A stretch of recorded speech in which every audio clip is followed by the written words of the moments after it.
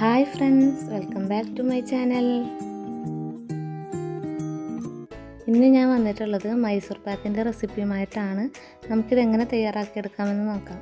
അതിനു മുമ്പേ നിങ്ങൾ ആദ്യമായിട്ടാണ് ഈ ചാനൽ കാണുന്നതെങ്കിൽ ചാനൽ ഒന്ന് സബ്സ്ക്രൈബ് ചെയ്യുക. തൊട്ടപ്പുറത്ത് കാണുന്ന ബെല്ലൈക്കണും കൂടെ ഒന്ന് പ്രസ് ചെയ്യുക. നമുക്ക് ആദ്യം ഇതുപോലൊരു പാത്രം റെഡിയാക്കി വെക്കണം. ഞാനിവിടെ ഒരു റൗണ്ട് ഷേപ്പിലുള്ള കേക്ക് ടിന്നാണ് എടുത്തിട്ടുള്ളത്. ഇതിലേക്ക് നമുക്കൊന്ന് ജസ്റ്റ് ഓയിലൊന്ന് തടവി കൊടുക്കാം. ഇതിനായിട്ട് ഏറ്റവും ബെറ്റർ ഒരു റെക്റ്റാങ്കുലർ ഷേപ്പിലുള്ളൊരു പാത്രമായിരിക്കും. ഞാനിവിടെ റൗണ്ട് ഷേപ്പിലുള്ളൊരു പാത്രമാണ് എടുത്തിട്ടുള്ളത്. അപ്പോൾ നമുക്കിതിവിടെ മാറ്റി വെക്കാം. ഇനി ആദ്യം ഇതുപോലൊരു പാൻ വെച്ച് കൊടുക്കാം. അതിലേക്ക് 1 കപ്പ് കടലമാവ് എടുക്കാം. ഇത് നമുക്ക് നന്നായിട്ടൊന്ന് വറുത്തെടുക്കണം. ലോ ഫ്ലെയിമിലിട്ട് ഒരു 5-6 മിനിറ്റ് ഇത് നന്നായിട്ട് വറുത്തെടുക്കാം.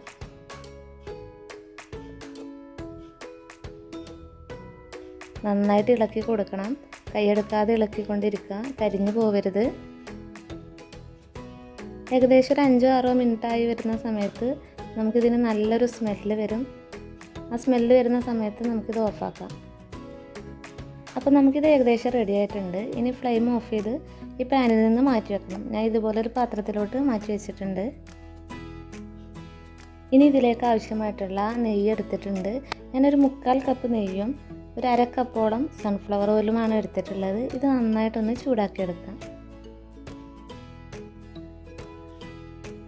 എണ്ണ നന്നായിട്ട് ചൂടായി കഴിഞ്ഞാൽ ലോ ഫ്ലെയിമിലാക്കി കൊടുക്കാം. ഫ്ലെയിം ഓഫാക്കരുത്. നെയ്യ് ആ ചൂടിൽ തന്നെ അങ്ങനെ ഇരിക്കട്ടെ. നമുക്ക് മറ്റൊരു പാത്രം എടുക്കാം. നല്ല ചൂട് കട്ടിയുള്ള ഒരു പാത്രം എടുത്തിട്ട് അതിലേക്ക് 1 കപ്പ് പഞ്ചസാര ചേർത്ത് കൊടുക്കാം. എന്നിട്ട് അതിലേക്ക് ഒരു 1/4 കപ്പോളം വെള്ളം ചേർത്ത് കൊടുക്കാം. ഇതിലേക്ക് ആവശ്യമായിട്ടുള്ള ഷുഗർ സിറപ്പാണ് റെഡിയാക്കി എടുക്കുന്നത്. ഇത് നന്നായിട്ട് തിളപ്പിച്ചെടുക്കണം. ഒരു 1 സ്ട്രിങ് കൺസിസ്റ്റൻസി ആവുന്നത് വരെ നമുക്ക് തിളപ്പിച്ചെടുക്കാം. ഏകദേശം ഒരു 6-7 മിനിറ്റ് വരെയൊക്കെ തിളപ്പിച്ചാൽ മതിയാകും. ഇപ്പോൾ നന്നായിട്ട് തിളച്ച് വന്നിട്ടുണ്ട്. നല്ല ഹൈ ഫ്ലെയിമിൽ തന്നെയാണ് ഇത് ചെയ്തെടുക്കേണ്ടത്. ലോ ഫ്ലെയിമിലാക്കേണ്ട ആവശ്യമില്ല. ഇങ്ങനെ നന്നായിട്ട് തിളച്ച് വരുന്ന സമയത്ത് നമുക്ക് ഇതിലേക്ക് ഒരു 1/2 ടീസ്പൂൺ ഏലക്കാപ്പൊടി ചേർത്ത് കൊടുക്കാം.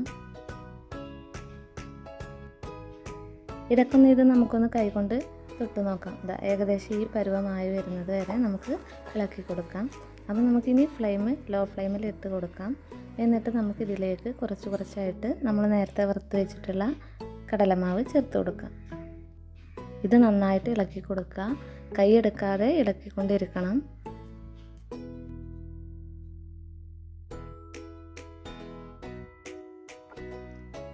കുറച്ചായിട്ട് കടലമാവ് ചേർത്തുകൊണ്ടിരിക്കുക. അതുപോലെ തന്നെ ഒരു കൈ കൊണ്ട് നന്നായിട്ട് ഇളക്കി കൊടുക്കാം. ഫ്ലെയിം ഒരിക്കലും കൂട്ടി വെക്കരുത്. ലോ ഫ്ലെയിമിലായിരിക്കണം.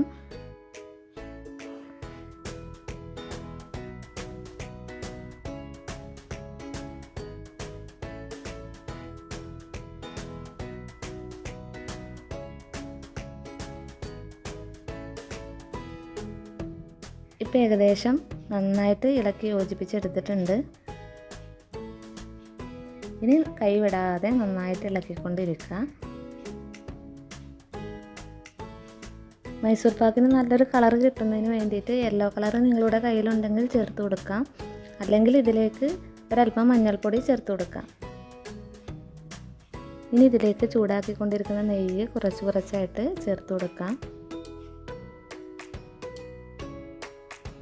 നമ്മൾ ഓരോ തവണ നെയ്യ് ചേർത്ത് കൊടുക്കുമ്പോഴും കടലമാവ് നെയ്യ് നന്നായിട്ട് വലിച്ചെടുക്കും.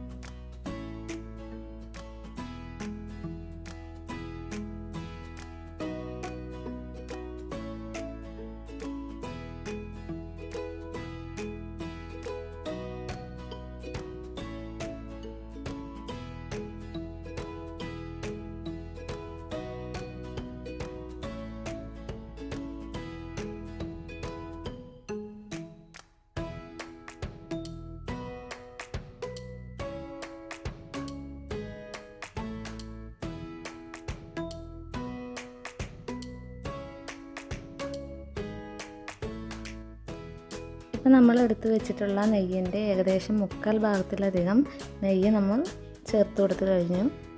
ഞാനിവിടെ ഒരു 1.25 കപ്പോളം നെയ്യും എണ്ണയും കൂടെ ചേർത്തിട്ടാണ് എടുത്തിട്ടുണ്ടായിരുന്നത്. ഏകദേശം 1 കപ്പിൻ്റെ അടുത്ത് നെയ്യ് ഇതിലേക്ക് ചേർത്ത് കഴിഞ്ഞു. ഇപ്പോൾ നെയ്യ് ഉള്ളിലോട്ട് വലിക്കാതെയായി.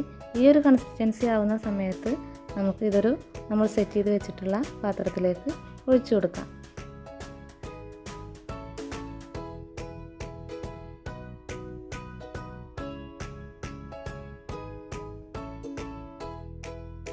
ഏകദേശം 1 കപ്പോളം നെയ്യ് നമ്മൾ ഒഴിച്ചു കൊടുത്തിട്ടുണ്ട്. ഒരു 1/4 കപ്പിലധികം നെയ്യ് ഒഴിച്ചു കൊടുത്തിട്ടുണ്ട്.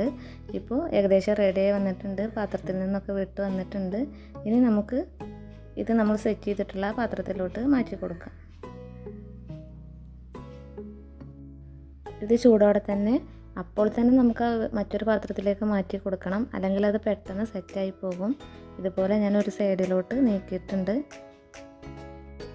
സെറ്റ് ചെയ്ത് 2 മിനിറ്റിന് ശേഷം നമുക്ക് ഇതുപോലെ കട്ട് ചെയ്ത് വെക്കാം, അല്ലെങ്കിൽ തണുത്ത് കഴിഞ്ഞാൽ ഇത് കട്ട് ചെയ്തെടുക്കാനായിട്ട് പ്രയാസമായിരിക്കും.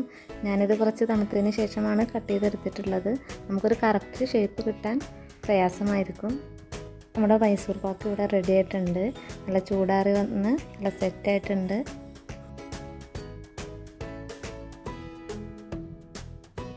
നിങ്ങൾക്ക് ഈ റെസിപ്പി ഇഷ്ടമായിട്ടുണ്ടെങ്കിൽ തീർച്ചയായിട്ടും ലൈക്ക് ചെയ്യുക, ഷെയർ ചെയ്യുക, കമൻറ്റ് ചെയ്യുക. എൻ്റെ എല്ലാ വീഡിയോസും ഒന്ന് കാണാം.